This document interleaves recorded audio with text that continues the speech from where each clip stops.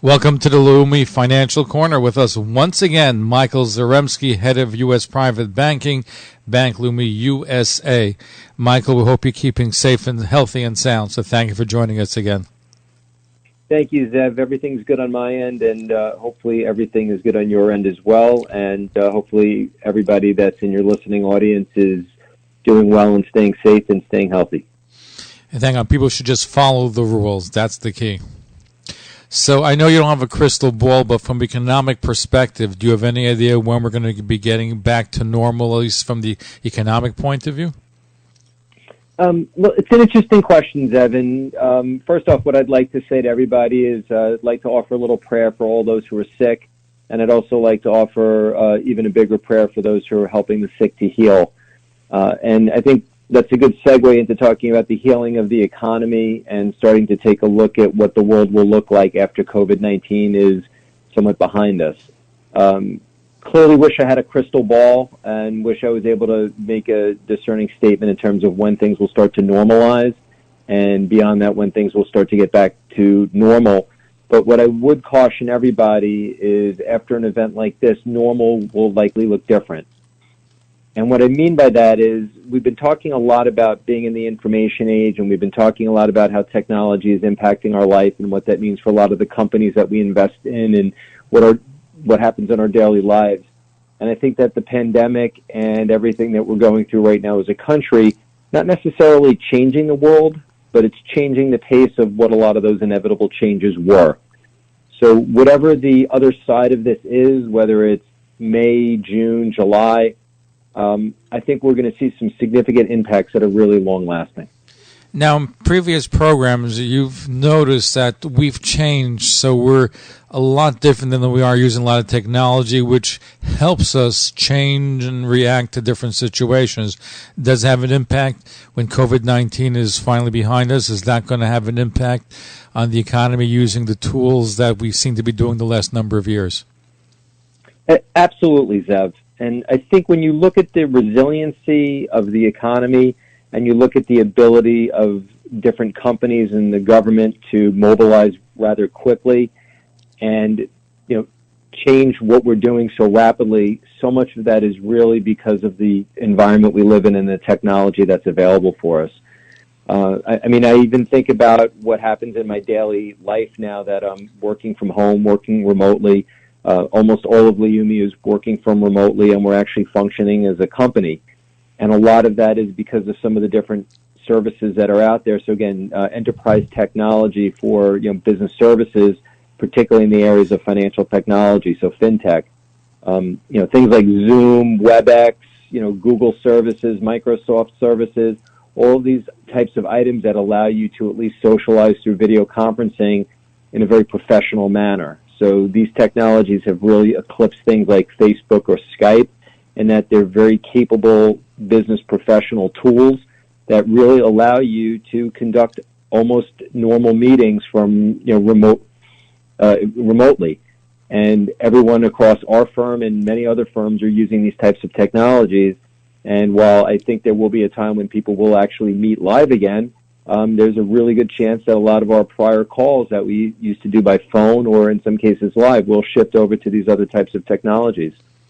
And I would assume, go ahead. I also see a lot of other types of things like the whole suite of things like DocuSign and different ways that other technologies are being brought into the workplace to make things more efficient so that we can limit the amount of contact we have with each other. These are huge time-saving technologies. And again, a lot of these enterprise platforms are just continue to be developed at rapid pace. And what's happening now is kind of the forced adoption of them should bode really well for more of these types of technologies to take place. And will companies such as Amazon, Google, Walmart just get bigger and bigger? Well, let me make a comment about most of those types of companies. I think what you'll see with a lot of those companies, as well as with a lot of the other large global companies that we see, particularly, let's say, in the S&P 500, is the way that those companies continue to move forward with their business practices, particularly in terms of what that will mean for long-term impact on trade with China. I would assume that post-COVID-19, we will see far more diversification of supply chain, companies looking for alternative vendors, alternative sources, alternative means of production. Some of it possibly could be by government mandate. It's not out of the question to assume that the government will mandate that pharmaceutical companies have more of a domestic manufacturing mandate to limit need of other foreign countries for supply. There's also the whole concept of moral suasion, people kind of feeling better about goods made domestically. But also from a question of corporate prudence. I don't imagine a CEO would be able to go into his boardroom and tell his board of directors or her board of directors that they're just going to continue with business as usual and get 95% of their supplies sourced from China. I think that would be corporate malfeasance, and I think it would be very difficult for anybody not to start to consider significant diversification away from China and, frankly, away from Asia to find more domestic or locally sourced opportunities. I think that bodes well for places like Mexico, Canada, U.S. manufacturing, potentially Europe, and even places like Africa, where, again, we will likely see more production shift as companies continue to look into other different ways that they can source goods, opportunities, and services. India is another country that could see some massive upgraded opportunity in terms of economic development, as they do have a capable, competent workforce for a lot of higher tech manufacturing. So again, I think that we're going to see a huge shift in terms of how the world interacts with China based on the way the whole COVID-19 virus has spread. And I think that's a good thing. That will bode well, I think, for the world economy, especially for our economy here. Absolutely. And what I've been really amazed at, and you hear these stories all the time, again, you think about the resiliency and how companies can change and react so quickly. The way that a lot of the auto manufacturers, for example, are able to shift production to partner up with other companies to make things like face shields, face masks, and other medical supplies. Looking at some of the shifts in some of the apparel companies, one really amazing story I saw was a company that makes baseball jerseys has shifted into making medical gowns.